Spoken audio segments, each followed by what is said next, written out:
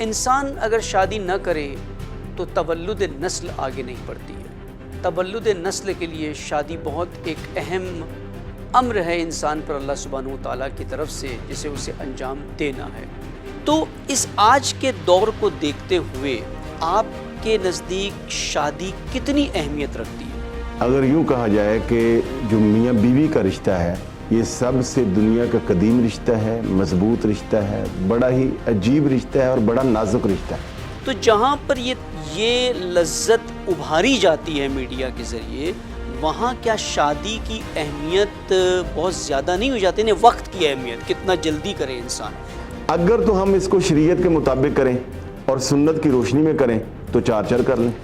تاخیر کی وجہ تو یہ سامنے آتی ہے نا کہ جب تک معیشت سیٹل نہیں ہوتی ہے ہم شادی نہیں کرتے۔ اب والدین بھی یہ کہتے ہیں کہ بیٹا خود کمائے گا، ٹھیک ہے، بیٹی خود کمائے گی اپنی شادی کے اخراجات پورے کرنے کے لیے۔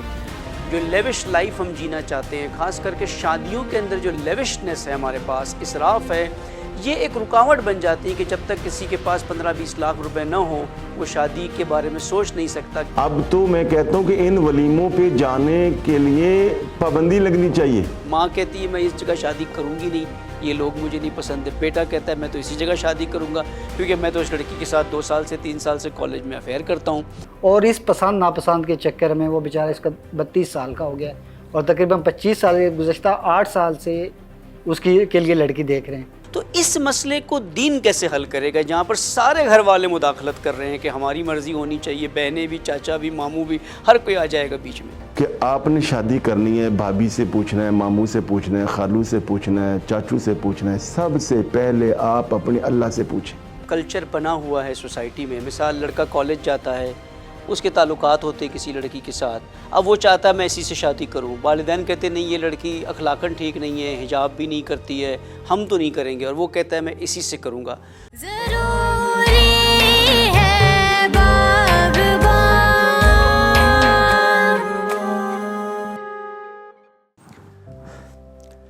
اعوذ باللہ من الشیطان الرجیم، بسم اللہ الرحمن الرحیم۔ السلام علیکم ناظرین، ایک مرتبہ پھر پروگرام باغبان میں خوش آمدید۔ باغبان یعنی وہ تربیت گاہ جہاں پر ہمارے بچوں کی تربیت ہوتی ہے تاکہ وہ اپنے مقصد خلقت کو حاصل کر سکیں۔ تربیت کے مختلف موضوعات پر ہم گفتگو کرتے آئے ہیں اور انشاءاللہ جاری بھی رکھیں گے اسے، کیونکہ اللہ سبحانہ و تعالیٰ نے انسان کو خلقت دینے کے بعد اس طرح سے اپنے حال پر نہیں چھوڑ دیا۔ اللہ سبحانہ و تعالیٰ نے انسان کو خلق کرنے کے بعد سب سے پہلے اس کے لیے ہدایت کا اہتمام کیا، اور ہدایت کے لیے انبیاء بھیجیں، اولیاء بھیجیں، وحی نازل ہوئی، الہی قطب انسان کے پاس آئیں جس سے وہ ہدایت یافتہ ہو سکے۔ پھر اللہ سبحانہ و تعالیٰ نے خود والدین جن کے ذریعے اولاد کو، بچوں کو، انسان کو دنیا میں وہ لاتا ہے، انہیں بھی تعلیم و تربیت کا ایک مرکز بنا دیا تاکہ وہ اپنی اولاد کی بہترین سے بہترین تربیت کر سکے۔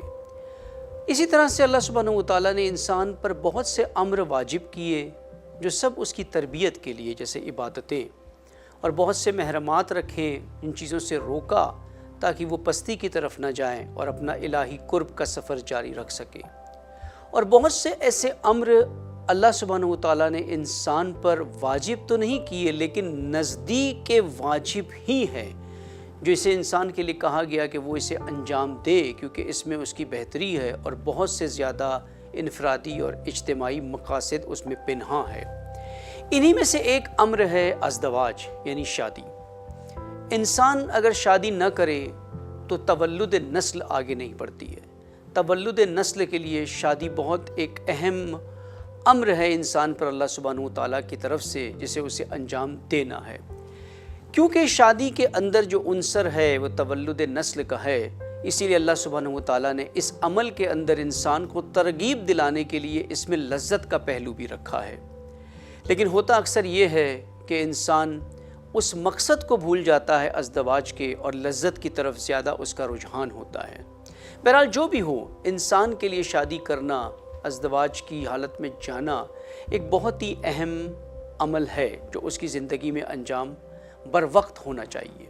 ہم اس سے پہلے بھی اس موضوع پر گفتگو کر چکے ہیں۔ پہلے ہم نے ایک موضوع جس پر گفتگو کی تھی وہ تھا شادی کی صحیح عمر، اور اس کے بعد ازدواج کے معیارات کیا ہوتے ہیں، انتخاب زوج کے معیار کیا ہوتے ہیں، کن معیارات پر مرد ہو یا عورت ہو اپنے زوج کو منتخب کرے، انتخاب کرے۔ لیکن آج ہم اسی سے ملتا جلتا ایک اور پہلو بیان کریں گے یا ڈسکس کریں گے یہاں پر اپنے مہمانوں کے ساتھ، وہ ہے کہ شادی کی راہ میں مشکلات کیا ہے۔ یعنی ہم یہاں پر ایک ایزمپشن کے ساتھ چل رہے ہیں جو کہ درست ایزمپشن ہے کہ اکثر جوان یا انسان جب جوانی کی طرف جاتا ہے تو اس کے اندر یہ غریزہ اٹھتا ہے شادی کا کہ وہ ازدواج کرے اور اپنے جو ہے وہ زوج کے ساتھ جو ہے وہ ایک جائز تعلقات بنائیں۔ لیکن پھر بھی ہم دیکھتے ہیں کہ ہمارے معاشرے میں بہت تاخیر ہوتی ہے، بہت دیر سے شادی ہوتی ہے، جس کی ایک وجہ یہ ہے کہ شادی کرنے کی راہ میں بہت سی مشکلات ہیں۔ وہ مشکلات کیا ہے اور کیسے دور ہو سکتی ہیں، اسی کو سمجھنے کی کوشش کریں گے آج ہم اپنی اس نشست میں، جہاں ہمارے ساتھ دو متخصص مہمان موجود ہیں۔ سب سے پہلے ہمارے ساتھ ہے جناب مفتی محمد نعیم جاوید نوری صاحب۔ السلام علیکم مفتی صاحب۔ وعلیکم السلام ورحمۃ اللہ وبرکاتہ۔ پروگرام میں ہمارے خوش آمدید، کیونکہ یہ موضوع کا تعلق دنیا اور دین دونوں سے ہے، لیکن دین کی اس پر تاکید ہے، اس لیے ہم نے آپ کو زحمت دی کہ یہاں پر آ کر کے دینی نقطۂ نظر سے اس پر ہم دیکھیں کہ جو جوان شادی دیر سے کرتے ہیں اور جو مشکلات بیان کرتے ہیں کس حد تک کہ وہ مشکل واقعی مشکل ہے، اگر ہے تو کیسے اسے دور کیا جائے۔ اور ساتھ ہمارے ہیں جناب امجد بخاری صاحب جو جرنلسٹ ہیں، اور السلام علیکم امجد صاحب۔ ہم آپ سے بھی مستفید ہوں گے ایک سوشل پہلو سے کہ آخر پریکٹیکلی کیا مسائل معاشرے میں آتے ہیں، کیونکہ آپ جرنلسٹ بھی ہیں اور فیلڈ میں بھی ہوتے ہیں، اور آپ کے اپنے پرسنل تجربات بھی اس کے اوپر جاننے کی کوشش کریں گے یہاں پر، تاکہ تھوڑا سا موضوع جو ہے وہ پریکٹیکل عملی طور پر یہاں پر ہو جائے۔ مفتی صاحب، میں پہلے آپ کی طرف چلتا ہوں سوال لے کر کے کہ شادی ایک ضرورت ہے، دین کا بھی امر ہے۔ آج کے اس دور میں جہاں پر ہمارے جوانوں کے سامنے میڈیا کا اتنا ایکسپوجر ہے اور فحاشی اور فساد، جو پہلے انسان کو خود کوشش کر کے وہاں تک پہنچنا ہوتا تھا، آج اس کے دست میں، اس کے ہاتھوں میں، اس کی جیب میں آ گیا ہے، بالکل جب چاہیں فساد تک اس کی دست رسی ہے۔ تو اس آج کے دور کو دیکھتے ہوئے آپ کے نزدیک شادی کتنی اہمیت رکھتی ہے؟ دیکھیے جی، شادی کی اہمیت کا آپ اس بات سے اندازہ لگائیں کہ اس کائنات میں جو سب سے پہلا رشتہ قائم ہوا ہے کائنات میں، اس زمین پر، وہ میاں بیوی کا رشتہ جو ہے وہ پہلا قائم ہوا ہے۔ اور یہ رشتہ وہ رشتہ ہے کہ جس سے پھر باقی رشتے نکلیں۔ جی، اگر یوں کہا جائے کہ جو میاں بیوی کا رشتہ ہے یہ سب سے دنیا کا قدیم رشتہ ہے، مضبوط رشتہ ہے، بڑا ہی عجیب رشتہ ہے اور بڑا نازک رشتہ ہے۔ قدیم اس لیے ہے کہ سب سے پہلے حضرت سیدنا آدم علیہ السلام اور حضرت سیدہ اماں حوا آپ کا رشتہ قائم ہوا۔ مضبوط اس لیے ہے کہ جب یہ رشتہ ہوتا ہے تو پھر اسی کی وجہ سے پھر کوئی بیٹا بنتا ہے، کوئی بیٹی بنتی ہے، کوئی دادا بنتا ہے، کوئی دادی بنتی ہے، کوئی نانی، یعنی باقی رشتے اس کی وجہ سے باقی مار سے وجود میں آتے ہیں۔ اور عجیب بہت زیادہ ہے، عجیب اتنا ہے کہ آپ اس حوالے سے عجیب ہے کہ میاں بیوی کو اللہ پاک نے قرآن مجید میں کہا کہ ہن لباس لکم، یعنی یہ بیویاں تمہارا لباس ہیں اور تم ان کا لباس ہو۔ یعنی جو بات کائنات کی ایزی ماحول میں آپ کسی سے نہیں کر سکتے وہ بیوی سے کر سکتے ہیں، جو راز کسی سے شیئر نہیں کر سکتے وہ بیوی سے کر سکتے ہیں۔ اور نازک اتنا ہے، قدیم بھی ہے، مضبوط بھی ہے، عجیب بھی ہے، اور نازک اتنا ہے کہ 3 لفظوں کی مار پہ کھڑا ہے۔ تو اور یہی وجہ ہے کہ اس کو اللہ رب العالمین نے سورہ مریم میں اللہ تعالیٰ نے فرمایا کہ وَمِنْ آیَاتِهِ أَنْ خَلَقَ لَكُم مِّنْ أَنفُسِكُمْ أَزْوَاجًا۔ یہ اللہ تعالیٰ کی آیات میں سے ہے کہ اس نے تمہارے جوڑے قائم کیے ہیں۔ بالکل، یعنی اگر یوں کہا جائے کہ یہ جو نکاح کا بندھن ہے، یہ جو میاں بیوی کا رشتہ ہے، یہ آیات من آیات اللہ ہے، یہ اللہ کی نشانیوں میں سے ایک نشانی ہے۔ آیت کہتے ہیں نشانی کو، نشانی مین کہ جس کو ایسی نشانی کو اس جیسی کوئی اور نہ بنا سکے۔ قرآن مجید کی آیات کو بھی اس لیے آیت کہا جاتا ہے کہ الحمدللہ رب العالمین ایک آیت ہے، اس جیسے اب کوئی کائنات کے انسان بیٹھ کر ڈپارٹمنٹس، محکمے، حکومتیں نہیں بنا سکتی۔ تو یہ جو رشتہ ہے اس کو بھی اللہ تعالیٰ نے اپنی نشانیوں میں سے ایک نشانی قرار دیا ہے۔ تو یہ تو ہوگا کہ یہ اس کی اہمیت ہے، اور کتنی اہمیت ہے کہ نبی علیہ الصلوۃ والسلام نے فرمایا کہ جس نے میری سنت سے اعراض کیا وہ ہم میں سے نہیں ہے، فلیس منی، وہ ہم میں سے نہیں۔ یعنی آپ چاہتے تھے کہ میرا ہر امتی جو ہے وہ رشتہ ازدواج سے جڑ جائے یا اس سے مستفید ہو جائے۔ تو یہ تو ہو گیا کہ اس کی اہمیت ہے۔ اب اگلا جو آپ نے ابھی اپنے انٹرو میں کہا، اگر آپ اجازت دیں تو میں اسی پہ بھی بات کر دوں کہ یہ مشکل کیوں ہے.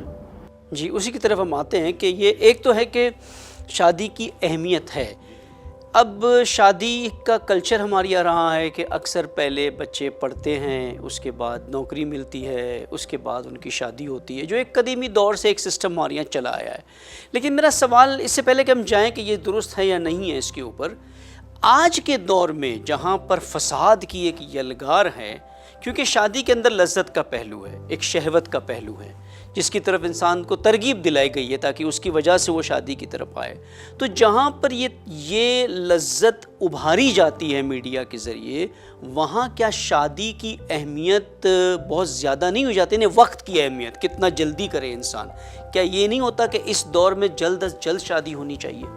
جناب رضوی صاحب، سب سے پہلے تو میں آپ کا اور یہ جو ہورا ٹی وی نے جو موضوع رکھا ہے، عنوان رکھا ہے، میں اس کو اپریشیٹ کرتا ہوں، یہ بڑا اہم ہے. مگر یہ جو آپ کہہ رہے ہیں کہ دیکھیں، اصل میں یہ ہے کہ ہم نے اپنے دین کو، جب بھی دین کو سمجھنے کے دو بڑے سورسز ہیں، ایک قرآن، ایک حدیث. آپ جب قرآن اور حدیث کو چھوڑ کر اس کو میڈیا، سوشل میڈیا اور ان چیزوں سے، نیٹ، اس کے ذریعے سمجھنا شروع کر دیں گے تو پھر فساد ہی فساد ہے. جی دین کو اگر آپ نے سمجھنا ہے تو قرآن و سنت سے سمجھنا ہے. قرآن و سنت کے ذریعے جب بھی ہم اس راستے پہ رہیں گے تو ہم بالکل وہ ٹھیک رہیں گے، اور ہماری سہولیات بھی قائم رہیں گی، مراعات بھی قائم رہیں گی، ہمارا اطمینان، سکون قائم رہے گا. جیسے ہی قرآن و سنت کا راستہ چھوڑیں گے، آپ چاہے بظاہر پھولوں کی پگ ڈنڈیوں پہ چل پڑے، وہ فساد ہی فساد ہے، وہاں سکون آ ہی نہیں سکتا. تو نبی علیہ الصلوۃ والسلام کے حوالے سے فرمایا کہ لَقَدْ كَانَ لَكُمْ فِي رَسُولِ اللَّهِ أُسْوَةٌ حَسَنَةٌ. قرآن نے کہا کہ لوگوں، اگر تم کامیاب زندگی بطور تاجر، بطور معلم، بطور کسان، بطور باپ، بطور بیٹا، بطور شوہر، بطور بیوی، کسی بھی طرح تم معاشرے میں کامیاب زندگی گزارنا چاہتے ہو تو میرے نبی کی جو زندگی ہے تمہارے لیے رول ماڈل ہے، نمونہ ہے. اب شادی کے حوالے سے جو مشکلات آ رہی ہیں، اگر تو ہم اس کو شریعت کے مطابق کریں اور سنت کی روشنی میں کریں تو 4 کر لیں، ہر بندہ 4 کر لے، آسان ہے. اور کوئی یہاں بیوہ نہ رہے، آسان ہے. اور طلاق والیوں کے لیے بھی کوئی پریشانی نہ ہو، آسانی ہے. جب آپ شریعت سے ہٹیں گے، سنت کی روشنی جو ہے اس سے فائدہ نہیں اٹھائیں گے، ایک کا کرنا بھی مشکل ہے، نبھانا بھی مشکل ہے، چلانا بھی مشکل ہے. تو اصل مسئلہ یہ میڈیا، سوشل میڈیا ہے. اصل جو مسئلہ اس سے بڑھ کے آگے وہ یہ کہ ہم نے وہ رسول اللہ صلی اللہ علیہ وسلم کا طریقہ چھوڑ دیا ہے. مثال کے طور پہ ہمارے پاس لوگ آتے ہیں جو تو اب ہر معاملے میں ہم نے وہ برانڈ کا جو ایک کنسیپٹ ہمارے ہاں بن چکا ہے. اسی طرح اس میں بھی لوگ کہتے ہیں حضرت ہم نے بادشاہی مسجد میں جو نکاح پڑھانا ہے. اگر وہاں پر وہ جو ایک برانڈ بن چکا ہے عالم دین کا، بڑے حضرت صاحب، علامہ صاحب، مولانا صاحب جو بھی ہیں، وہ اگر آ جائیں نا تو بہت کمال ہو جائے. تو برکت ہم چاہتے ہیں، بظاہر لفظ کا بولا جائے، ہم برکت چاہتے ہیں کہ وہ جو مولانا ہے بڑے، جنہوں نے وہ آرمی چیف کے بیٹے کا بھی پڑھایا، فلاں کا بھی پڑھایا، فلاں بڑے جج کا پڑھایا، وہ جو فلاں ٹی وی پہ آتے ہیں، وہ یعنی میں ایک بات، یعنی حالانکہ اس میں برکت نہیں ہے کہ نکاح بڑے عالم پڑھا دیں، شیخ الحدیث پڑھا دیں، مولانا صاحب پڑھا دیں، یا کہ کوئی مفسر پڑھا دے، یا امام کعبہ پڑھا دے. یہ کس نے بتایا؟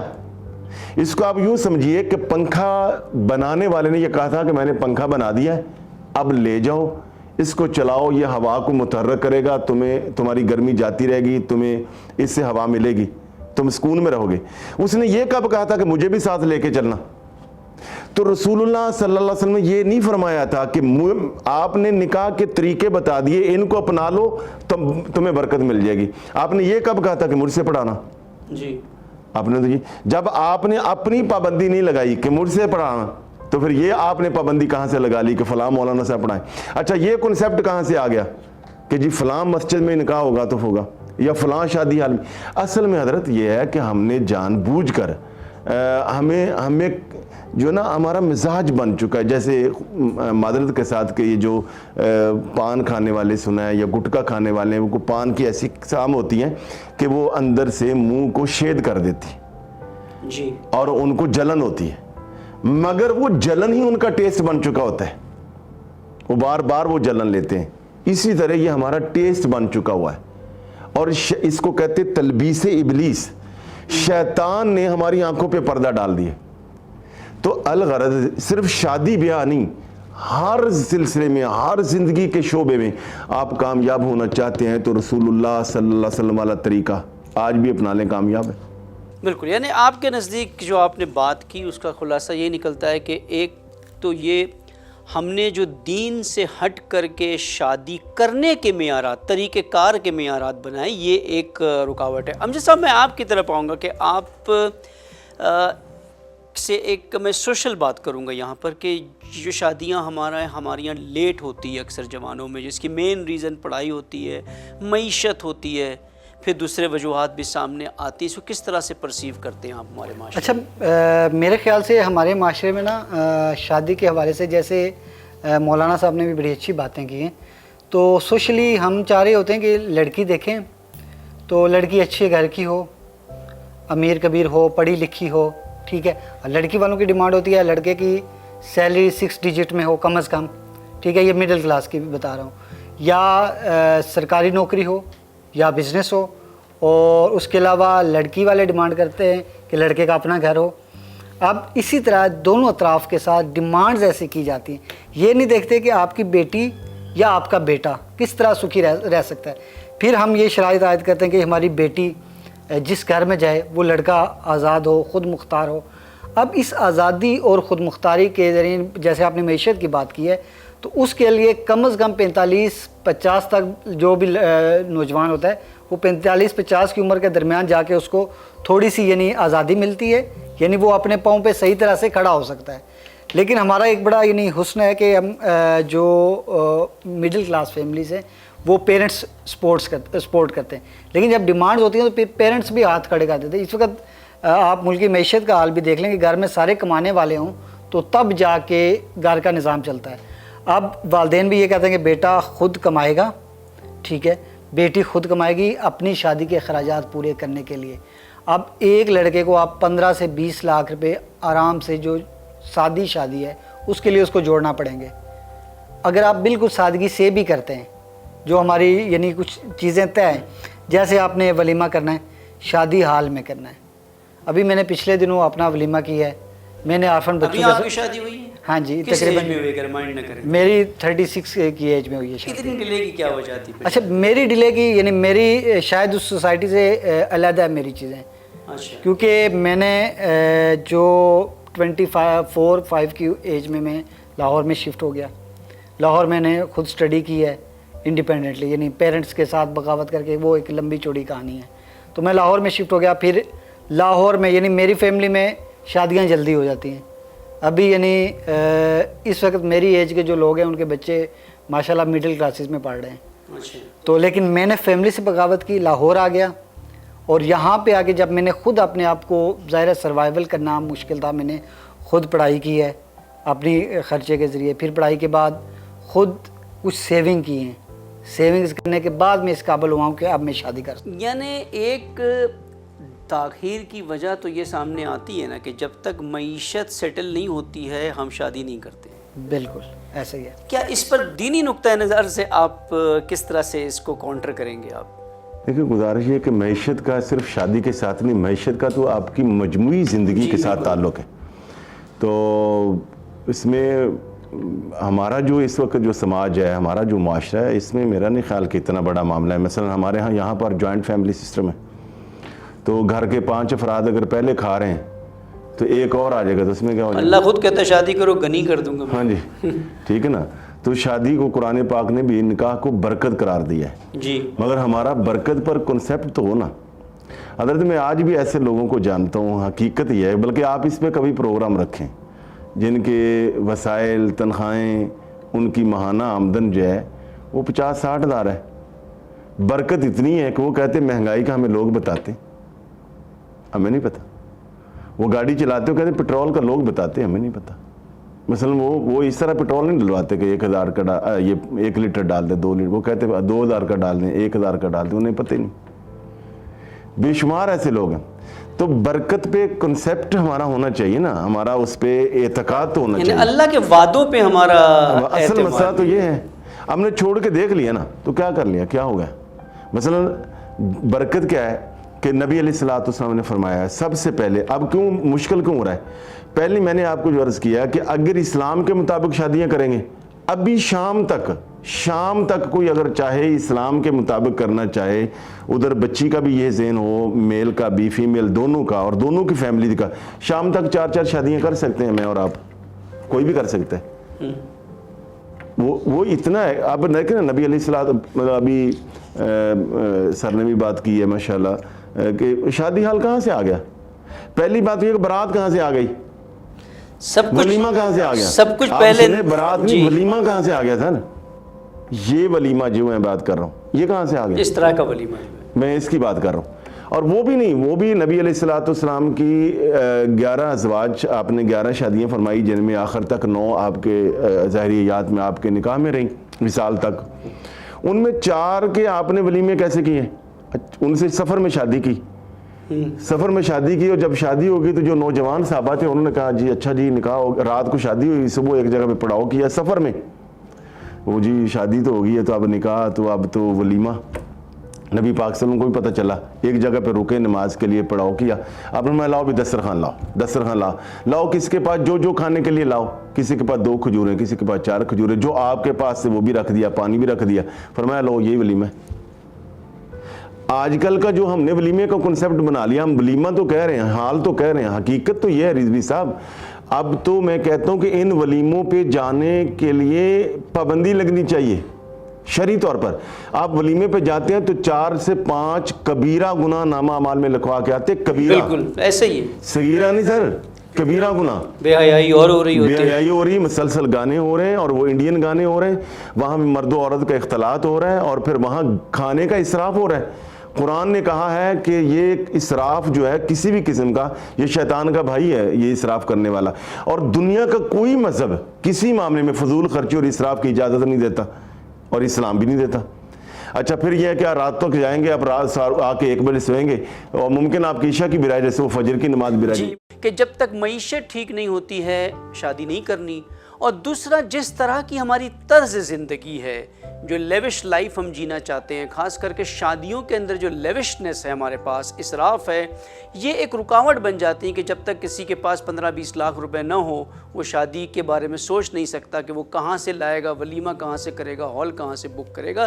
جب جیسا کہ مفتی صاحب نے فرمایا کہ شادی ایک بہت ہی آسان عمل ہے، جس میں ایک نکاح ہے، اور ولیمہ بھی مستحبات میں سے، نکاح واجب ہے، نکاح پڑھ کے بڑی آسانی سے شادی ہو سکتی ہے، اور میاں بیوی اچھی زندگی وہیں سے شروع کر سکتے ہیں اور گناہوں سے محفوظ رہ سکتے ہیں۔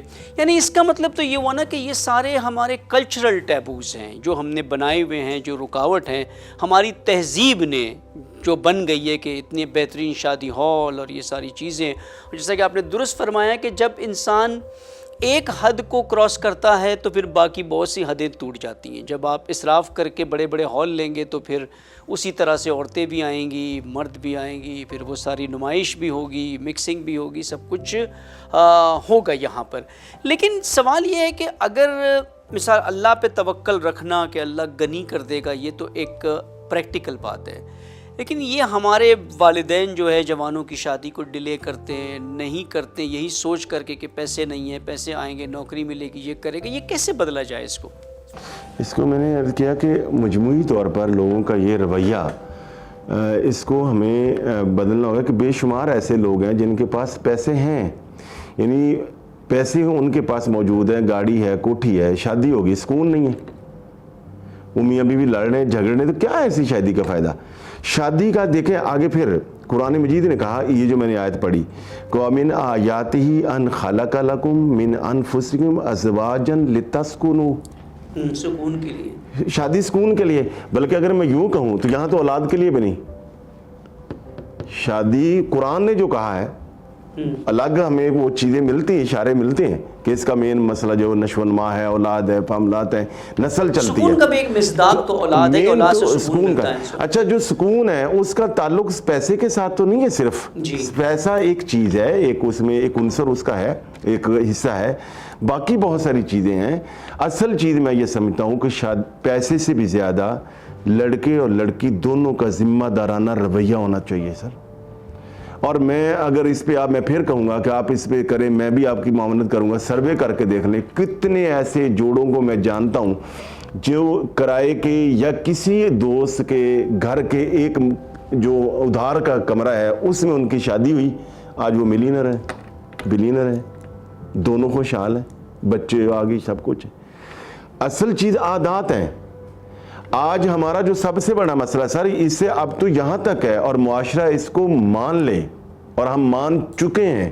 لوگ کہتے ہیں جی رشتہ کرنا بڑا مشکل ہے, یعنی لڑکیوں والے کہتے ہیں اچھا داماد نہیں مل رہا, اور جن کے لڑکے والے ہیں وہ کہتے ہیں اچھی بہو نہیں مل رہی. آپ کہنا کیا چاہتے ہیں؟ اچھے سے کیا مراد ہے؟ اس کا مطلب یہ کہ اچھا داماد, آپ اپنے بیٹے کو اچھا بنا دینا, آپ کا بیٹا کسی کا داماد بنے گا. آپ اپنی بیٹی کو اچھا بنا دینا, وہ کسی کی بہو بنے گی. تو میں یہ عرض کرتا ہوں سر, یہ جو پیسہ ہے, یہ جو اس وقت ہم نے بنا لیا, جو ضرورت کا پیسہ ہے میرا خیال ہے وہ ہر آدمی کے پاس ہے. اگر ہم اس پہ جائیں تو نبی علیہ الصلوۃ والسلام نے اپنی پیاری شہزادی کی شادی فرمائی تو کیا تھا, نکاح پہلے ہو چکا تھا. جب رخصتی ہوئی تو حضرت اسماء کو آپ نے عصر کے بعد کہا کہ فاطمہ کو تیار کر دو, رضی اللہ تعالیٰ عنہ. تیار کر دیا. مغرب کے بعد فرمایا جاؤ علی کا گھر چھوڑ دو. 2 صحابہ بھیجے, ایک وہ خاتون گئی, چھوڑے. اب یہاں سے آ جاؤ کہ بارات کہاں ہے. حضرت علی سے زیادہ کون شہزادہ ہے یہاں پہ؟ سیدہ فاطمہ سے بڑی کون شہزادی؟ تو آپ جب بارات میں آدھا پنجاب جو ہے اس کو آپ کارڈ جاری کریں گے, ٹھیک ہے, اور تو پھر آپ پریشان تو ہوں گے. اب یہاں تو اسلام نے تو ہے ہی نہیں. اچھا پھر ہم یہ جو کہتے ہیں جی وہ جہیز کے معاملات ہیں بچیوں والے, اس سے پریشان ہیں. سرکار دو عالم صلی اللہ علیہ وسلم کی 4 صاحبزادی تھی, ایک کے بارے میں ہم نے مشہور کر رکھا جی آپ نے جہیز دیا. جہیز نہیں تھا, وہ ضرورت کا سامان تھا جو حضرت علی رضی اللہ تعالیٰ کے پیسوں سے آیا تھا. بالکل ایسے ہی. حضرت علی رضی اللہ, اچھا یہاں پہ دیکھ لو نا جی, حضرت علی رضی اللہ تعالیٰ عنہ کو جب آرڈر آ گیا سرکار دو عالم کو جی شادی کر دو, نکاح کر دو, رخصتی کر دو, حضرت علی کے پاس گھر نہیں تھا. بیڈ تو دور کی بات, گھر کا سامان تو دور کی بات, گھر ہی نہیں تھا. بالکل. اب جب آرڈر آ گیا نبی علیہ الصلوۃ والسلام نے فرمایا کہ بھئی علی کا نکاح کرنا ہے, فاطمہ کا نکاح کرنا ہے, شادی کرنی, تو ایک صحابی کو پتا تھا کہ ان کا تو گھر ہی نہیں. اس نے کہا یا رسول اللہ ان کا تو گھر ہی نہیں ہے, اگر میں کہیں تو میں ہدیہ کر دوں. ان کے پاس 2 تھے, ایک گھر انہوں نے دے دیا. جب گھر دے دیا, اب گھر تو اس نے دے دیا, اس میں سامان نہیں تھا, گھر ہی نہیں تھا, چونکہ حضور کے پاس رہتے تھے حضرت علی پاک رضی اللہ تعالیٰ.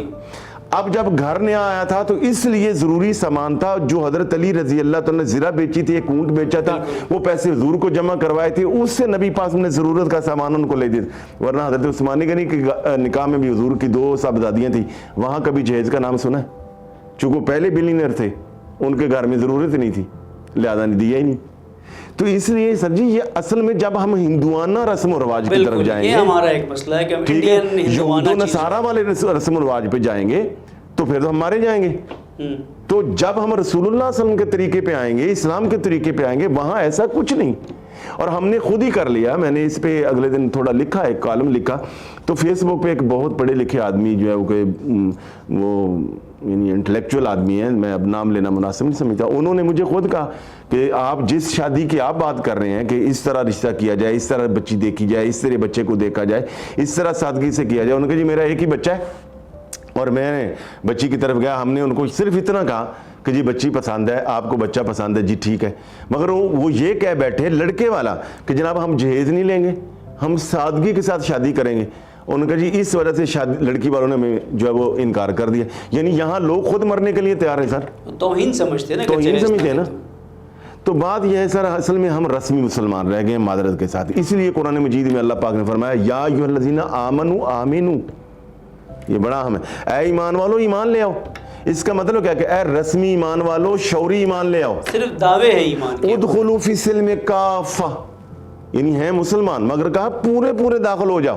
ہمارا مسئلہ یہ ہے کہ ہم آدھا تیتر آدھا بٹیر ہیں. ہم صبح کو کے جو معاملات ہیں, ہم بریک فاسٹ جو ہے وہ نصارہ کی طرح کرنا چاہتے ہیں, ہم ڈنر جو ہے وہ یہودیوں کی طرح کرنا چاہتے ہیں, ہم لنچ جو ہے وہ ہماری یعنی مختلف چیزیں, ایک مولانا صاحب نے وہ ہندوؤں کی طرح. ایک مولانا صاحب نے بڑی اچھی بات کی تھی کہ اگر آپ ہندوؤں کی شادی دیکھیں, عیسائیوں کی شادی دیکھیں, مسلمانوں کی شادی دیکھیں, فرق اسی وقت نظر آئے گا جب کوئی مولانا وہاں جاتے ہوئے نکاح پڑھتے, ورنہ باقی سب چیزیں ایک ہی ہیں. ناچ گانا ڈانس رسومات ساری ایک جیسی ہو رہی ہے ہندوؤں میں بھی. اب جب اتنا لوڈ ہم نے بنا دیا ہے شادی کی رسومات کا, تو ہمت ہی نہیں ہوگی کسی کی کہ جلدی شادی کرے وہاں پر. جی میں نا میری شادی بیسکلی ہوئی ہے میرے دوست کی بہن کے ساتھ. دوست نے ایک دوسرے دوست کے ذریعے ہمارا آپس میں پیغام رسانی ہوئی ہے. میں نے کہا جی میرے دوست کی بہن ہے اوکے ہے, اپنے دوست کو جس نے رشتہ کروایا ہے. ہم دونوں نے یہ فیصلہ کیا کہ ہم کوئی بھی رسم و رواج نہیں کریں. میرا دوست بھی میڈیا سے تھا, تو ہم نے یہ فیصلہ کیا کہ ہم نے کوئی بھی رسم و رواج کی طرف جانا نہیں ہے. بارات کے حوالے سے ہمارے جو 4-5 مشترکہ دوست تھے, ہم گئے بارات لے کے. میری فیملی کے 3 لوگ تھے صرف, اور باقی ہمارے مشترکہ 4-5 دوست. ہم بارات لے کے گئے, رخصتی ہوئی ہے, ولیمے کا دن آیا, میں نے اپنے قریبی دوستوں کو بلایا ہے, اور اس کے علاوہ ہم گئے ہیں الخدمت فاؤنڈیشن کا شیخو پورہ میں عرفان ہوم آغوش سینٹر میں. وہاں پہ ہم لوگوں نے ولیمہ کیا ہے, بہترین 350 بچوں کے ساتھ ولیمہ کیا ہے, اور اس کے علاوہ ہمارے 20 سے 25 دوست تھے, اور شاندار قسم کا ولیمہ بھی ہو گیا. ہم دونوں فیملیز نے یہ فیصلہ کیا تھا کہ ہم پڑھے لکھے ہیں, یعنی میری مسز بھی ایجوکیٹڈ ہیں, ورکنگ لیڈی ہیں, اس کے علاوہ میرا دوست بھی چونکہ میڈیا. ہم نے کہا کہ ہم نے ایسی بحیثیت صحافی یا سوشل ورکر ایسی روایت کی بنیاد ڈالنی ہے کہ آگے کم از کم نکاح جو ہے نا وہ آسان ہو. اور اللہ کا شکر ہے کہ ہم اب اس میں کامیاب ہوئے ہیں, اور ہمارے کئی دوستوں نے جو ہے نا اس پہ جو ہے نا سادگی کی طرف گئے ہیں. اس کے علاوہ میں نے شادی سے پہلے تک نہ اپنی بیگم کی تصویر دیکھی ہے, نہ انہوں نے بھی میری کوئی تصویر نہیں دیکھی, نہ ہم نے آپس میں کوئی رابطہ تھا. ہم نے نکاح کے بعد ایک دوسرے کو دیکھا ہے. اور یہ یعنی وہ جو ہوتی ہے نا نکاح سے پہلے ڈیٹ کلچر اور وہ ساری چیزیں, اور ان کو بڑا یعنی اس کو اب میں سمجھتا ہوں کہ گزشتہ 1.5 ماہ ہو گیا اس شادی کو. 1.5 ماہ کے دوران میں سمجھتا ہوں کہ ہمارا وہ والا فیصلہ جو ہے نا درست تھا. اب جہاں تک وہ رسوم و رواج کی بات ہے, جیسے انہوں نے حضرت علی کرم اللہ وجہہ کی مثال پیش کی ہے, تو یہ فاٹا میں ایک بڑی زبردست ایک رسم ہے کہ آپ نے شادی کرنی ہے, رشتہ لینے جانے ہیں آپ نے, تو لڑکے والے لڑکی کے والد کو یا جو بھی وارث ہوتا ہے اس کو ایک مخصوص اماؤنٹ دیتے ہیں. وہ گھر والے جو لڑکی والے ہیں اس مخصوص اماؤنٹ کی چیزیں بناتے ہیں, چیزیں بنا کے دلہن کے ساتھ جہیز میں بیچتے ہیں. اسی طرح بلوچستان میں بھی بعض علاقوں میں بڑی اچھی روایات ہیں, بارات کا کانسیپٹ بہت کم ہے, وہ بھی اسی طرح 4-5 لوگ جاتے ہیں, جا کے لڑکی لے کے آ جاتے ہیں. اصل میں بیسیکلی ہمارا یعنی پنجاب کی بات کی جائے تو پنجاب میں نا کھانا پینا اور یہ رسوم و رواج, اور وہ پنجاب کافی عرصے سے ہم نا ہندو کلچر یا سکھزم کے ساتھ اٹیچ رہے ہیں, تو وہ جو ان کی روایات ہیں ہمارے اندر بہت زیادہ راسخ ہو گئی ہیں, اور ان کو ہم لے کے چل رہے ہیں. اور جتنی بھی پرابلمز آتی ہیں نا وہ اسی وجہ سے آ رہی ہیں. اور اگر صوبوں کے حساب سے بھی دیکھیں تو سب سے زیادہ لیٹ میریجز پنجاب میں ہو رہی ہیں, بلوچستان, KP کے, ایون سندھ میں بھی یعنی 18, 20, 25 کے درمیان شادیاں ہو جاتی ہیں. ایک رکاوٹ ہمیں اور نظر آتی ہے یہاں پر اکثر معاشرے میں, کہ جیسا کہ آپ نے بھی فرمایا امجد صاحب نے بھی, کہ وہ ڈیٹنگ کلچر یہ کیوں بنتا ہے؟ کیونکہ شادی میں جب تاخیر ہوگی, جب اسے حلال چیز نہیں ملے گی تو وہ حرام کی طرف تو جائے گا نا کہیں نہ کہیں جوان. تو وہ چاہے نیٹ پر چلا جائے, کہیں پہ بھی چلا جائے, تو وہ تعلقات بن جاتے ہیں کالجز میں, ڈیٹنگ کرنا, یہ سب کچھ کرنا. ہم تو بہت شاید ریئر کیس ملتا ہوگا جہاں کوئی ایسا بچہ ہے جو پڑھائی بھی کر رہا ہے لیکن اس کی شادی بھی ہو چکی ہے, ساتھ ساتھ وہ پڑھائی کر رہا ہے, بیسک ڈگری لے رہا ہو. بہت بہت کم کیسز ملتے ہیں اس طرح کے. اور پھر جب وہ ایک مشکل جو آتی وہ یہ ہے کہ ماں باپ چاہتے ہیں کہ لڑکی یا لڑکا ان کی چوائس کا ہو, اور لڑکا آلریڈی کیونکہ آپ نے اس کو ایسے ماحول میں بھیج دیا ہے باہر, اس کے اپنے معیارات ہو جاتے ہیں. ممکن ہے ایک دینی معیارات پہ کرنا چاہتا ہو اور ایک جو ہے وہ معاشرتی معیارات پہ کرنا چاہتا ہو, جس کی وجہ سے والدین میں اور اولاد کے درمیان ایک کلیش شروع ہو جاتا ہے. اور پھر وہ کلیش ریزولو جب تک نہیں ہوتا تب تک کہ وہ شادی ڈیلے ہو جاتی ہے. ماں کہتی ہے میں اس جگہ شادی کروں گی نہیں, یہ لوگ مجھے نہیں پسند ہے. بیٹا کہتا ہے میں تو اسی جگہ شادی کروں گا کیونکہ میں تو اس لڑکی کے ساتھ 2 سال سے 3 سال سے کالج میں افیئر کرتا ہوں. تو یہ اس مشکل کو ہم کیسے حل کریں یہاں پر؟ اچھا, میرا ایک دوست ہے ماشاءاللہ اچھا کماتا ہے, اچھا اس کے پاس گھر بھی ہے, سب کچھ ہے, لیکن اس کی شادی میں نا بہت زیادہ رکاوٹ ہے. یعنی شاید ہی کوئی مہینہ ایسا گزرتا ہو جس میں اس کے لیے لڑکی نہ دیکھ رہے ہوں. اب ہوتا یہ ہے کہ پیرنٹس کو, والدین کو لڑکی پسند آ گئی ہے, اس کے بھائیوں یا بہن کو پسند نہیں آئے گی. اگر فیملی میں پسند آ گئی تو جو بھابیاں ہوتی ہیں ان کو پسند نہیں آ رہی ہوتی, اور اس پسند ناپسند کے چکر میں وہ بیچارہ اس کا 32 سال کا ہو گیا اور تقریباً 25 سال گزشتہ 8 سال سے اس کے لیے لڑکی دیکھ رہے ہیں. اگر صرف میں سمجھتا ہوں صرف یہ سوچ رہے ہیں کہ ایسی جگہ جہاں اللہ راضی ہے, یعنی یہ سوچ لے تو 8 منٹ میں شادی ہو جائے گی. ایگزیکٹلی جیسے مولانا شروع میں بات کی ہے انہوں نے, مفتی صاحب نے بالکل صحیح بات کی ہے. اگر اللہ کی رضا دیکھی جائے تو شاید وہ 25 سال آج سے 8 سال پہلے اس کی شادی ہو چکی ہوتی، لیکن اب صورتحال یہ ہے کہ ساری فیملی کسی ایک رشتے پہ متفق نہیں ہو رہی ہوتی. اور ایون یہ ایسا کلچر ہمارے ہاں ہے کہ اگر لڑکی آپ شادی کی طرف جا رہے ہیں تو ساری فیملی جو ہے راضی نہیں ہوتی. اگر فیملی راضی ہو جاتی ہے تو شاید لڑکے کو وہ جو ہے نا یا لڑکی پسند نہیں آ رہی ہوتی. اور ایون یہی لڑکیوں کی طرف بھی ہو رہا ہوتا ہے کہ اگر ایک فیملی باقی فیملی کو پسند آ گئی ہے، ایک کسی فیملی ممبر کو پسند نہیں آتی تو لڑکی کی وہ شادی بالکل نہیں صحیح ہوتی. کہا مفتی صاحب. اسی پوائنٹ پر جو امجد صاحب بیان کر رہے ہیں کہ کس حد تک کہ ایک لڑکے کے لیے تو شاید کوئی مداخلت نہیں ہے ماں باپ کی طرف سے، وہ جیسا چاہے، وہ احتراماً اخلاقاً اپنی جگہ ٹھیک ہے، لیکن شرعاً تو لڑکی کے لیے تو ہے کہ باپ ولی ہے، جب تک وہ اجازت نہ دے اس کی شادی نہیں ہو سکتی ہے. تو اس مسئلے کو دین کیسے حل کرے گا جہاں پر سارے گھر والے مداخلت کر رہے ہیں کہ ہماری مرضی ہونی چاہیے، بہنیں بھی، چاچا بھی، ماموں بھی، ہر کوئی آ جائے گا بیچ میں؟ دیکھیں سورہ نساء میں اللہ رب العالمین نے ارشاد فرمایا کہ من طاب لکم من النساء مثنی وثلاث ورباع، عورتوں میں سے جو تمہیں پسند ہو ان سے شادی کرو، 2 کرو، 3 کرو یا 4 کرو. تو یہ جو پسند ناپسند کا ہے یہ لڑکی کو بھی اختیار ہے، بالکل ہے، دونوں کو اختیار ہے. نکاح کرنے کے اس میں ہے کہ وہ ولی کی اجازت ہے، پسند کے لیے تو دونوں آزاد ہیں. جی. اور پسند میں یہ عرض کر رہا ہوں کہ دیکھیں ابھی جو سر بتا رہے تھے ہمارے معزز ساتھی جو ہیں، جس طریقے سے انہوں نے شادی کی، رضوی صاحب آپ نے بھی اندازہ لگا لیا ہوگا کہ اس کے لیے کوئی ملین پیسے نہیں چاہیے تھے. جی. یعنی ان کا کام جو ہے وہ بڑے تھوڑے سے پیسوں میں. تو اگر یہی کرنا تھا تو یہ آج سے 10 سال پہلے بھی کر سکتے تھے. مگر مسئلہ کیا ہے؟ اصل پیسہ پرابلم نہیں تھا، ان کو اس مینٹلٹی کا رشتہ تلاش کرنے میں پرابلم آئی کہ جو ان کے ساتھ وہ بھی سادگی کے لیے قدم اٹھائیں. اگر یہ سادگی ہوتے، وہ دوسری طرف جو ہماری بہن ہے، ہماری بھابھی ہیں، جو ان کی زوجہ ہیں، وہ اور ان کے جو خاندان کے لوگ ہیں، وہ اگر ان کے ساتھ کہتے ہیں ہم کو جائیں آرفن ہاؤس میں، تو یہ بیچارے کیا کرتے؟ دونوں نے جب سادگی کے لیے ٹھان لی تو ان کا کام آپ انداز میں بالکل بے روزگار بھی ہوتے تو ان کا نکاح ہو سکتا تھا جس طرح یہ بتا رہے ہیں. تو اس کا مطلب یہ کہ پیسہ پرابلم نہیں ہے. بالکل. نمبر 1.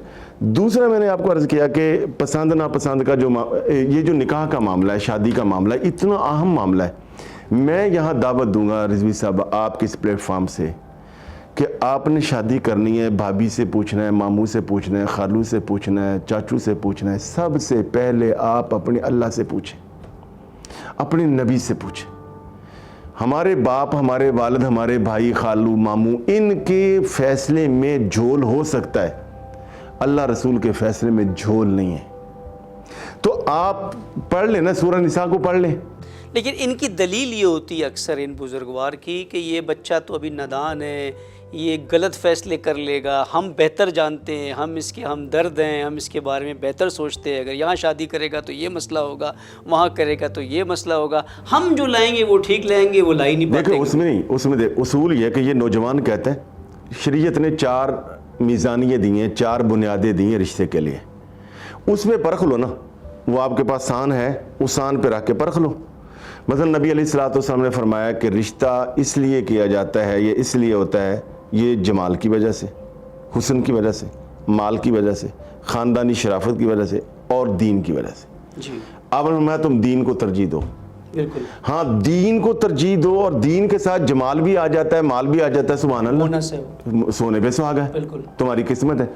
اگر صرف جب دین، مال، جمال، باقی چیزیں مقابلے پہ آ جائیں، باقی کو چھوڑ دو، دین کو لے لو.